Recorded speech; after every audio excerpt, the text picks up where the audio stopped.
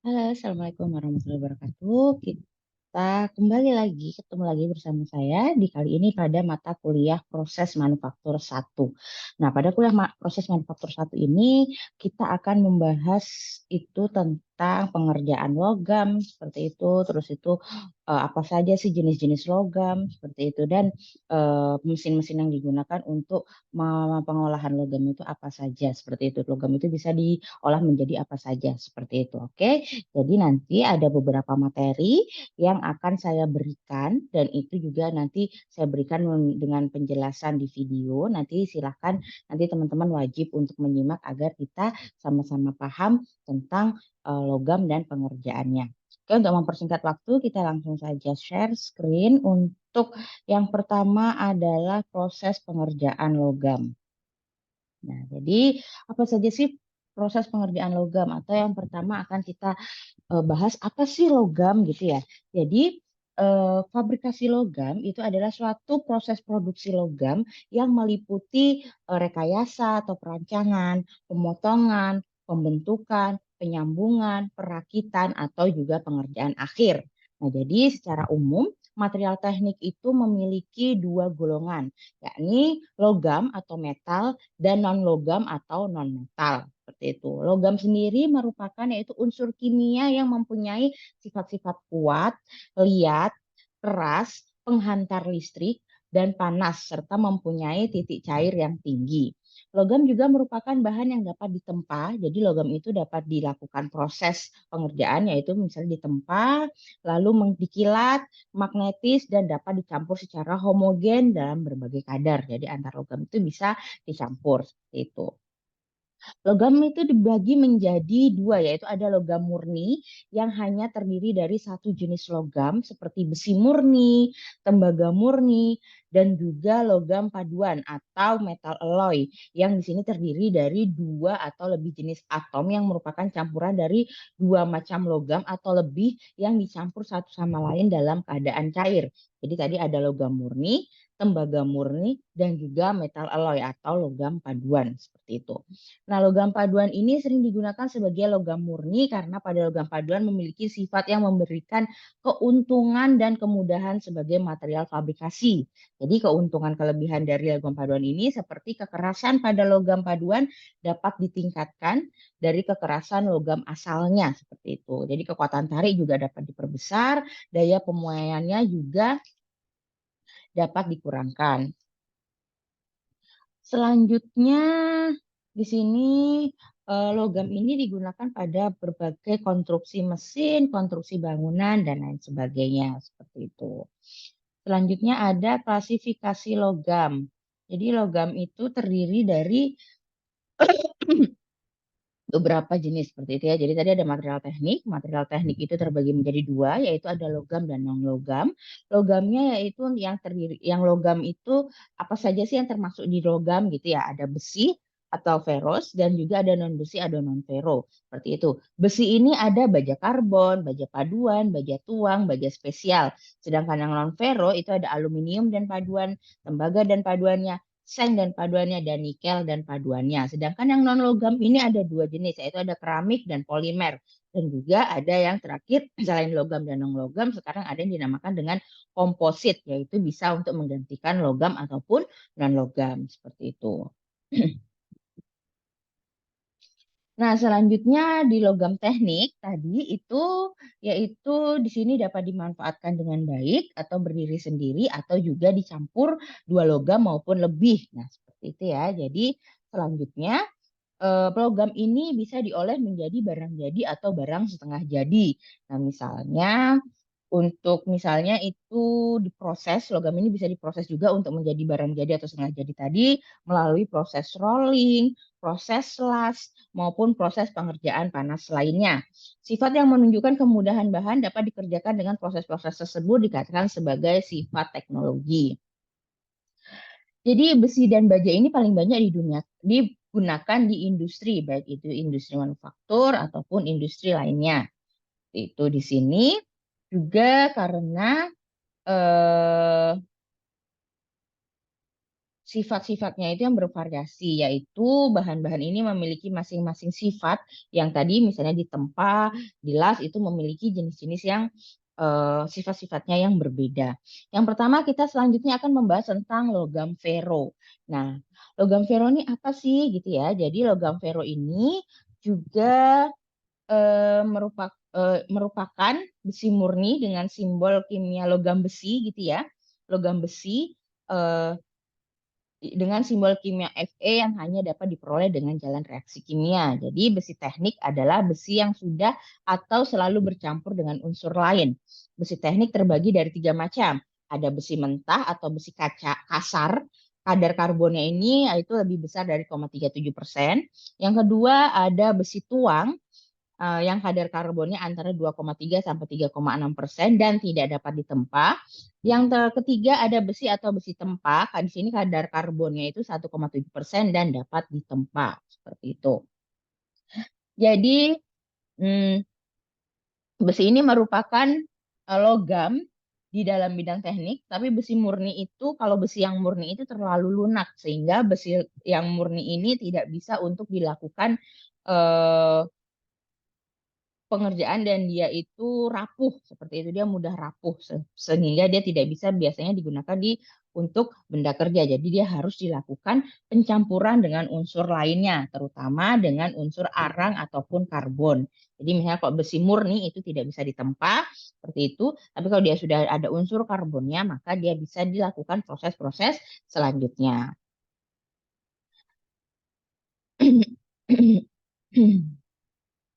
Nah, selanjutnya untuk besi tuang sendiri, di sini besi tuang itu terdapat beberapa, ada besi tuang kelabu di sini karena karbon tidak bersenyawa secara kimia dengan besi, melainkan sebagai karbon yang lepas di mana memberikan warna abu-abu kehitaman dan disebut besi tuang putih karena karbon mampu bersenyawa dengan besi. Ini adalah jenis logam fero. Jenis logam fero itu ada besi tuang, ada besi tempa, baja lunak, baja karbon sedang, baja karbon tinggi, dan juga baja karbon tinggi dengan campuran. Nah, kalau yang besi tuang ini komposisinya yaitu besi dan karbon. Kadar karbon sekitar 4%, sifatnya rapuh, tidak dapat ditempa, baik untuk dituang, liat dalam pemadatan, lemah dalam tegangan. Nah, di sini digunakan untuk membuat besi tuang ini biasanya digunakan untuk membuat alas mesin, meja perata, badan ragum, bagian-bagian mesin bubut, blok silinder, dan cincin kotak. Selanjutnya ada besi tempa. Di sini komposisinya terdiri dari 99% besi murni. Sifatnya dapat ditempa, liat, dan tidak dapat dituang. Nah, besi tempa ini antara lain itu bisa digunakan untuk membuat rantai jangkar, kait keran, dan juga landasan kerja plat. Selanjutnya ada baja lunak. Di sini terdiri dari campuran besi dan karbon. Kadar karbonnya itu 0,1% sampai 0,3%, mempunyai sifat dapat ditempa dan liat. Biasanya untuk baja lunak itu digunakan untuk membuat mur, sekrup, pipa, dan keperluan umum dalam pembangunan. Selanjutnya ada baja karbon sedang, terdiri dari campuran besi dan karbon. Kadar karbonnya itu 0,4% dan sampai 0,6%. Sifatnya lebih kenyal dari yang keras. Besi karbon sedang ini biasanya digunakan untuk membuat benda kerja tempa berat, poros, dan rel baja. Selanjutnya ada baja karbon tinggi, terdiri dari campuran besi dan karbon, di mana kadar karbonnya 0,7% sampai 1,5%. Sifatnya dapat ditempa, dapat disepuh keras, dan dimudahkan. Contohnya untuk baja karbon tinggi ini dibuat untuk membuat kikir, pahat, gergaji, tap, stempel, dan alat mesin bubut. Yang terakhir ada baja karbon tinggi dengan campuran, yaitu komposisi baja karbon tinggi ditambah nikel atau kobalt, krom atau tungsten, sifatnya rapuh, tahan suhu tinggi tanpa kehilangan kekerasan, dapat disepuh keras dan dimudahkan. Di sini contohnya untuk membuat mesin bubun dan alat-alat mesin lainnya. Selanjutnya kita masuk ke logam non-ferro. Jadi kalau logam non-ferro ini itu merupakan logam bukan besi, yaitu logam yang tidak mengandung unsur besi. Logam non-ferro murni kebanyakan tidak digunakan begitu saja tanpa dipadukan dengan logam lain karena biasanya sifat-sifatnya belum memenuhi syarat yang diinginkan. Seperti itu. Kecuali logam non-ferro seperti platina, emas, dan perak itu tanpa dipadukan mereka bisa digunakan. Karena biasanya contohnya kalau emas gitu untuk perhiasan, gitu ada emas murni, seperti itu. Perak juga ada untuk perhiasan, seperti itu. Jadi logam ferro ini sebagian besar tidak bisa digunakan tanpa campuran, tapi ada beberapa seperti tadi platina, emas, perak itu tidak usah dipadukan pun sudah bisa digunakan juga karena memiliki sifat yang baik. Misalnya ketahanan kimia dan daya hantar listrik yang baik serta cukup kuat sehingga dapat digunakan dalam keadaan murni. Tetapi tadi untuk platina, terus emas, perak itu harganya cukup mahal sehingga hanya diperlukan untuk keperluan-keperluan khusus, misalnya dalam teknik proses dan laboratorium, di samping keperluan tertentu seperti perhiasan dan sejenisnya, seperti itu. Jadi untuk logam non ferro yang tadi yang tidak perlu dicampur itu harganya cukup mahal sehingga hanya diperlukan untuk perlakuan-perlakuan yang khusus. Logam non ferro ini dapat digunakan sebagai campuran besi atau baja dengan tujuan memperbaiki sifat-sifat baja. Jenis logam non-ferro berat yang sering digunakan untuk paduan baja misalnya nikel, kromium, molybdenum, wolfram, dan lainnya. Jenis logam non-ferro ringan yang sering digunakan sebagai bahan paduan yaitu ada magnesium, titanium, kalsium, dan lainnya. Logam non-ferro memungkinkan untuk pemakaian secara luas, baik digunakan secara murni ataupun dipadukan antara logam non-ferro bahkan dengan logam ferro untuk mendapatkan suatu sifat yang baru yang berbeda dari sifat asalnya. Nah, di sini ada sifat-sifat logam non-ferro. Yang pertama, mampu dibentuk dengan baik, massa jenisnya rendah, penghantar panas dan listrik yang baik, mempunyai warna yang menarik, tahan karat, kekuatan dan kekakuannya umumnya lebih rendah pada logam ferro dan sukar dilas. Jadi agak susah untuk dilakukan proses las. Logam non-ferro adalah suatu bahan yang tidak mengandung besi yang digolongkan menjadi ada logam berat, yaitu yang termasuk logam berat non-ferro ini. Ada nikel, seng, tembaga, timah putih, dan timah hitam. Lalu ada logam non-ferro ringan, aluminium, barium, kalsium. Ada logam mulia atau murni, emas, perak, platina. Ada logam refraktori atau tahan api, ada molybdenum, titanium, wolfram, zirconium. Dan ada juga logam non-ferro radioaktif, ada radium dan uranium. Selanjutnya, logam-logam tadi bisa diproses, diolah menjadi produk lain yang dinamakan dengan proses dapur tinggi atau blast furnace. Blast furnace seperti itu. Blast furnace atau dapur tinggi adalah sebuah alat berukuran besar dan tinggi yang merupakan proses awal di mana biji besi diolah dan diproduksi yang kemudian dijadikan sebagai bahan dasar untuk pembuatan baja dan atau besi. Itu. Blast furnace ini berfungsi untuk mengolah biji besi yang kemudian menjadi biji kasar. Nah, ini adalah gambar dari dapur tinggi. Di sini ada ininya, bagian-bagiannya.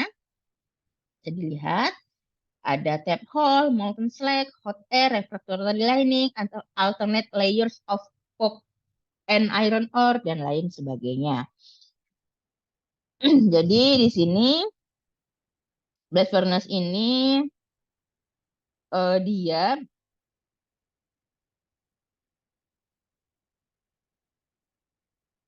berfungsi untuk mengolah biji besi kemudian menjadi besi kasar, di mana besi kasar yang dihasilkan oleh blast furnace diolah kembali ke dalam dapur selain blast furnace untuk dijadikan baja atau baja tuang juga besi tuang. Bahan yang digunakan dalam proses atau cara kerja dalam blast furnace untuk menghasilkan besi kasar antara lain, jadi bahan yang digunakan itu ada biji besi, batu kapur, bahan bakar, dan juga udara panas. Blast furnace ini berbentuk seperti dua kerucut dan berdiri menjadi satu saling bersinggungan alasnya. Jadi ini dia berdiri menjadi satu. Terus seluruh dindingnya ini terbuat dari batu tahan api yang dilapisi baja khusus untuk lebih memperkuat konstruksinya. Itu. Teman-teman bisa nanti untuk mencari sumber referensi lanjut untuk lebih memahami tentang blast furnace ini. Ini adalah instalasi dapur tingginya. Jadi ada air, ada hot air stove, ada airnya adalah udara gitu ya, ada blast furnace waste gas, ada hoppers, ada skip atau damper, ada refractory, blast furnace, coke, iron ore, and limestone. Ini adalah proses-proses untuk tadi membuat mengolah logam-logam tadi.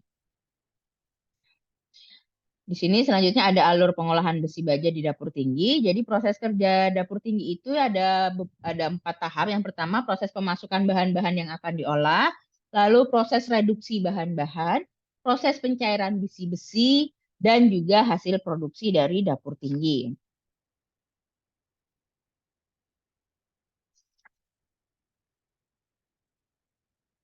Dapur tinggi ini dapat berukuran 30 meter, yaitu dengan garis tengah maksimumnya 7 meter, garis tengah puncaknya 4,5 meter, dan garis tengah bawahnya 4 meter. Jadi keseluruhan tingginya dapur tinggi ini bisa mencapai sampai 30 meter. Dapur tinggi ini dilengkapi dengan alat pemanas udara atau pesawat hopper, alat pemisah debu, dan sebagainya. Jadi besi merupakan salah satu unsur pokok alamiah dalam kerak bumi. Nah, jadi besi itu termasuk salah satu sumber daya alam yang ada di kerak bumi seperti itu yang kita bisa yang kita bisa gunakan gitu untuk kehidupan sehari-hari, untuk tadi proses teknik, untuk pembangunan dan lain sebagainya. Keberadaan besi dalam air tanah biasanya berhubungan dengan pelarutan batuan dan mineral terutama oksida, sulfida karbonat, dan juga silikat yang mengandung logam-logam tersebut. Biji besi adalah batuan yang mengandung mineral-mineral besi dan sejumlah mineral gold seperti silika, alumina, magnesia, dan lainnya. Biji besi terdiri atas oksigen dan atom besi yang berikatan bersama dalam molekul. Besi sendiri biasanya didapatkan dalam bentuk magnetit, hematit, geotit, limonit, atau siderit. Nah, jadi biji besi biasanya kaya akan besi oksida dan beragam dalam hal warna, dari kelabu tua, kuning muda, ungu tua, hingga merah karat. Nah, jadi biji besi itu memiliki beberapa jenis seperti itu ya. Bisa terlihat dari warnanya. Tadi warnanya ada yang dari kelabu tua, kuning muda, ungu tua, dan juga hingga merah karat. Nah, di sini selanjutnya ada sifat fisika besi. Jadi sifat fisika besi ada sifat fisika besi dan juga ada sifat kimia besi. Untuk sifat fisika besi itu besi bisa lebur pada suhu 154 derajat Celcius, mendidih pada suhu 276 derajat Celcius, dapat menghantarkan panas sebesar 80 Joule per SMK, dapat menghantarkan listrik sebesar 1,1 kali 10 pangkat 7 MHO, dan memiliki kerapatan 7.860 kg per meter kubik. Sifat kimia besi yaitu bereaksi dengan semua asam, tidak termakan dengan basa, dapat bereaksi dengan oksigen dengan mudah, dan dapat terbentuknya karat. Jadi tadi kalau besi, logam fero itu dapat berkarat. Seperti itu. Nah, biji besi ini yaitu tadi yang udah saya jelaskan, yaitu dia merupakan unsur pokok alamiah dalam kerak bumi, jadi sumber daya alam yang ada di kerak bumi seperti itu. Jadi ini sudah saya jelaskan. Lalu di dalam proses dapur tinggi atau proses ini, proses mengolah logam itu ada namanya proses aglomerasi. Yaitu di sini proses aglomerasi ini biji besi dihancurkan menjadi partikel-partikel halus atau serbuk. Yaitu adalah menghancurkan biji besi menjadi partikel halus, di mana partikel-partikel biji besi kemudian dipisahkan dari kotoran-kotoran dengan cara pemisahan magnet atau magnetic separator. Selanjutnya serbuk biji besi selanjutnya dibentuk menjadi pelet berupa bola-bola kecil berdiameter antara 12,5 sampai 20 mm. Dan yang terakhir, pelet biji besi tersebut dipanaskan melalui proses sinter atau pemanasan hingga temperatur 1.300 derajat Celcius agar pelet tersebut menjadi keras dan kuat sehingga tidak mudah rontok.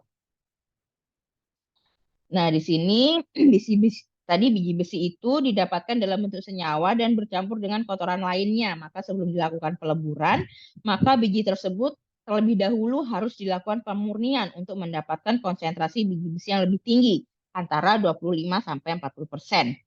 Proses pemurnian ini dilakukan dengan menggunakan metode, nah tadi di sini kan dihancurkan dulu, terus dipisahkan dari kotoran-kotoran, lalu dilakukan proses pemurnian dengan metode crushing, screening, dan washing atau pencucian. Ini untuk meningkatkan kemurnian menjadi lebih tinggi ya, 60-65%, serta memudahkan dalam penanganan berikutnya.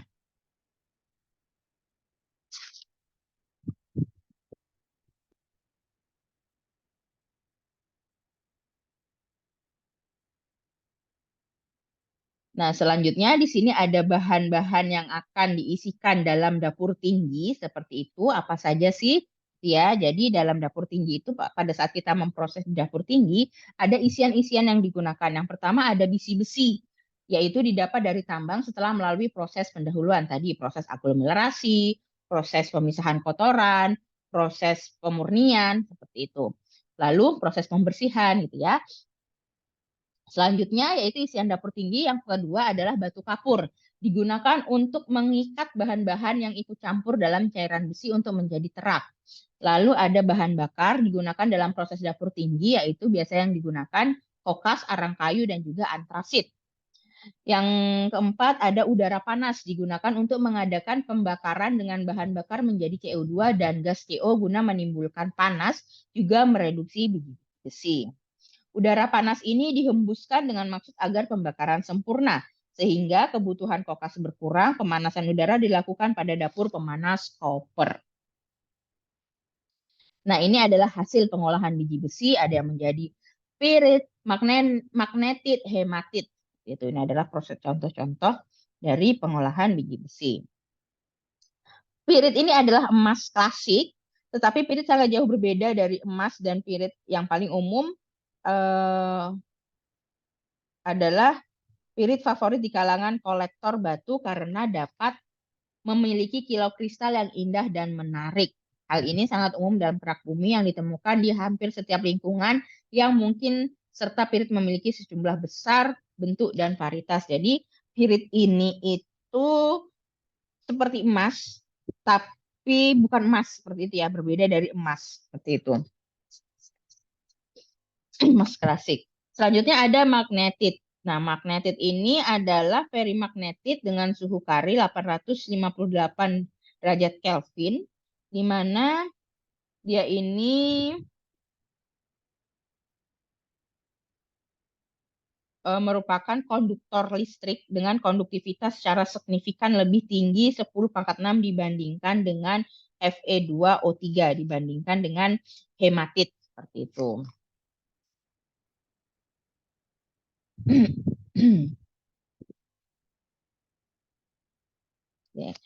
Selanjutnya di sini ada bahan bakar dapur tinggi. Bahan bakar yang sering digunakan untuk dapur tinggi adalah kokas.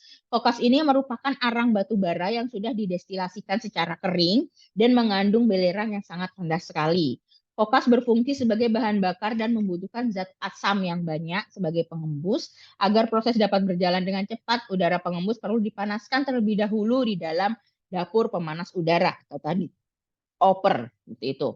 Batu kabur sebagai bahan tambahan berfungsi untuk mengikat abu kokas dan batu-batu ikutan hingga menjadi terak dan dengan mudah dapat dipisahkan dari besi kasar. Terak itu sendiri di dalam proses berfungsi sebagai pelindung cairan besi kasar dari oksida yang mungkin mengurangi hasil yang diperoleh karena terbakarnya besi kasar cair itu. Batu kapur terurai mengikat batu-batu ikutan dan unsur-unsur lainnya. Selanjutnya ada udara panas, tadi dihembuskan dengan maksud pembakaran agar pembakarannya lebih sempurna sehingga kebutuhan kokas berkurang. Bisa dibaca.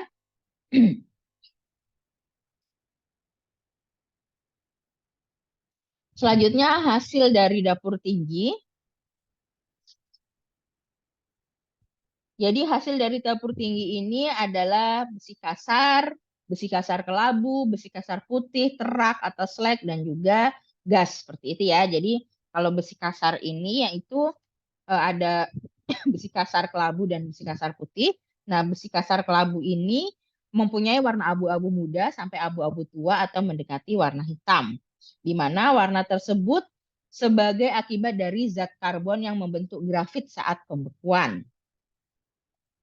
Untuk memisahkan grafit dari besi kasar dilakukan pengerjaan lebih lanjut, yaitu dengan mencairkan besi kasar sampai suhu 1300 derajat Celcius dengan kadar Si dalam besi kasar mencapai 1-4%.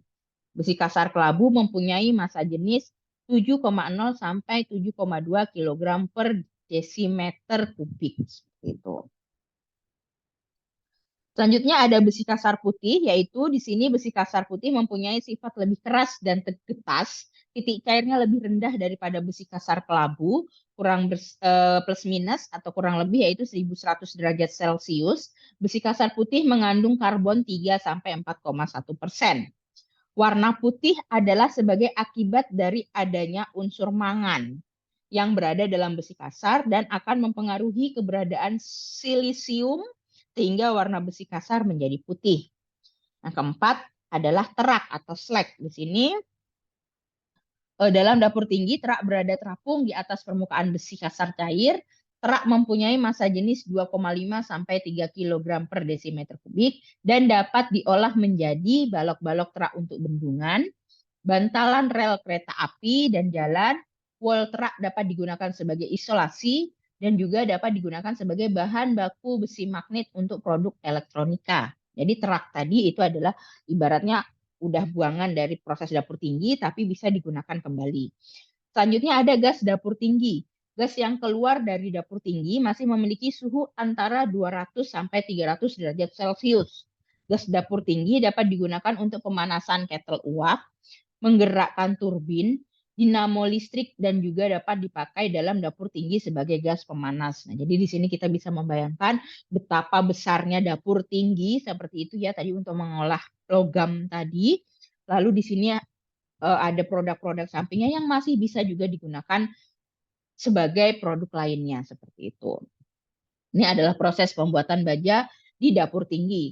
Di sini ada tadi proses masukannya, ada bahannya gitu ya, ada kokas, biji besi, dan bahan tambah lainnya. Nah, di sini ada udara panas. Nah, di sini lalu dia besi kasar cair, lalu ada besi kasar padat, ada gas generator, seperti itu. Ini adalah proses pembuatannya. Oke, demikian untuk proses pengerjaan logam. Kita lanjut lagi nanti untuk proses pengolahan baja. Sampai jumpa lagi di materi selanjutnya, di video selanjutnya. Assalamualaikum warahmatullahi wabarakatuh.